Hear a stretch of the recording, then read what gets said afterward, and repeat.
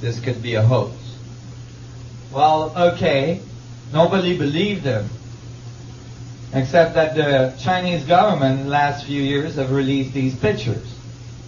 There's hundreds of pyramids in China. And the Chinese government actually got the farmers to farm on top of the pyramids so that they wouldn't be so apparent by satellite. And the reason why, so here's the poor farmer that got the job. The reason why they were doing that is because they didn't want the Western world to know about these pyramids. Why? Because the legends that comes with these pyramids is that the sun gods built them, and that the sun gods were blue-eyed, blonde-haired people. As far as the Chinese government looked at this, blonde-haired, blue-eyed people had to be Europeans. And the last thing they wanted was European people being responsible for some of the most ancient knowledge of the Chinese tradition. So they didn't want those pyramids to be known by the West. They did find the mummies of these blonde-haired, blue-eyed people in the high desert of China. Over 500 mummies were found. All very tall, absolutely not Asian people.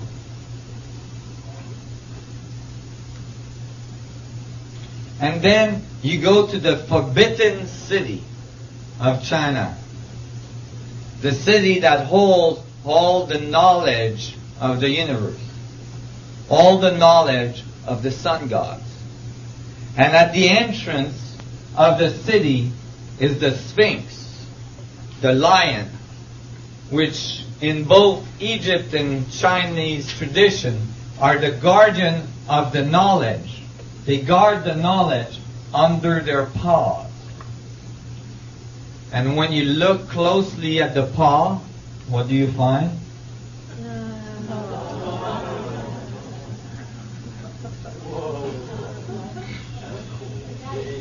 A spherical intersecting pattern of the flower of life, which generates 64 tetrahedron grid. Guardian of the knowledge. Fairly old, but this section of China was largely rebuilt and fairly recent, But it's all coming from very ancient tradition that's passed on orally throughout the ages. And that's why you find still the knowledge being present.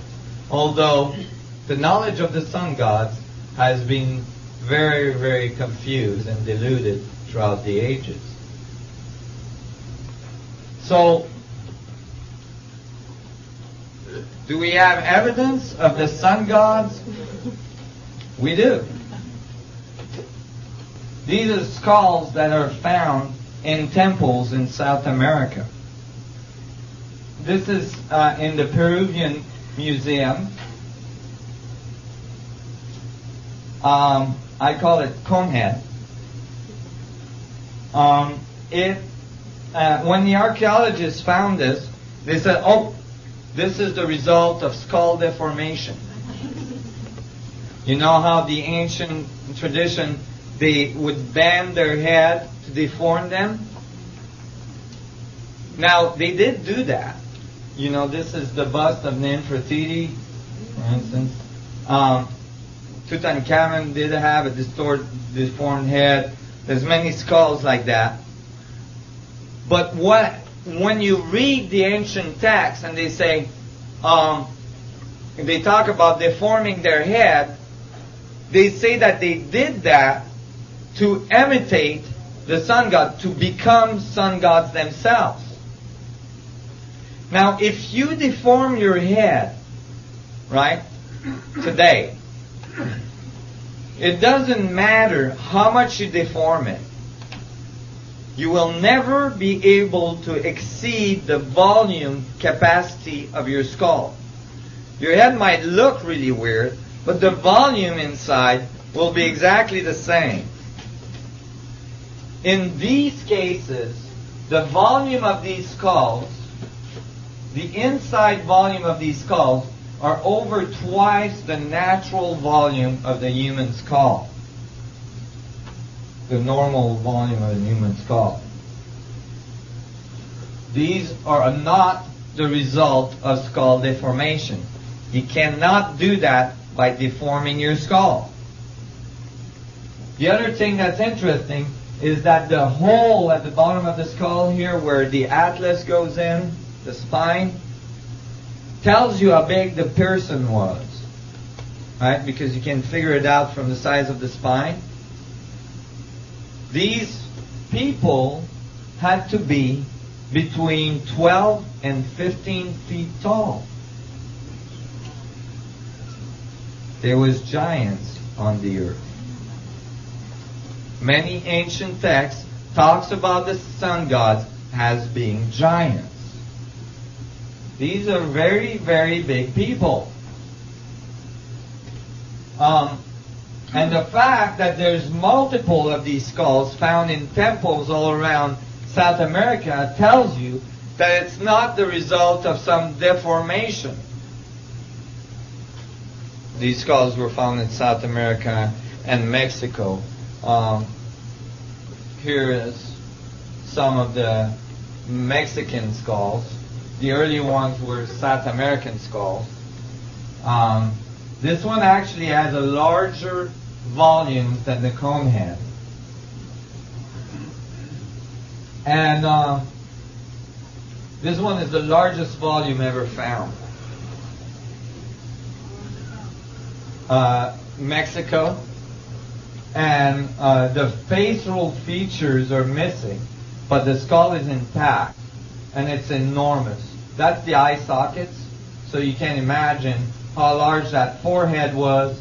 And here is the each lobe, each hemisphere of the skull of the brain seemed to have developed independently in this case, and making it enormous. Go ahead. On the prior slide, am I correct in saying that the orbits of the eyes are a good deal larger than normal? Oh yeah, much larger than normal. This person had huge eyes. And there's all sorts of features on these skulls that are not normal. For instance, in these cases, many of the facial features in the jaws don't belong to an Homo sapien. They're mixed between various species that are not supposed to be mixed together.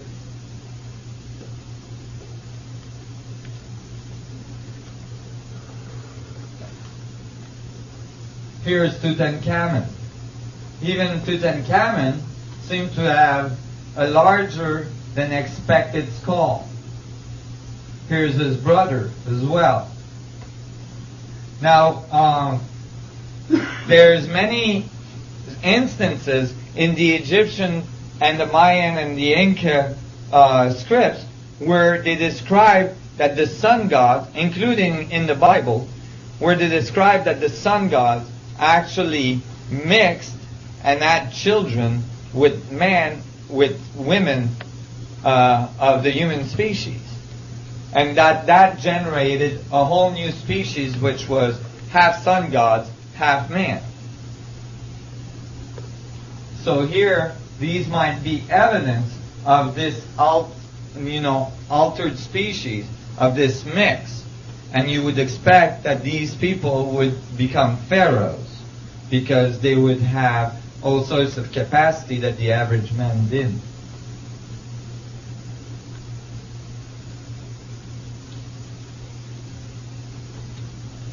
So here, we're starting to see a whole new picture of the history of human beings.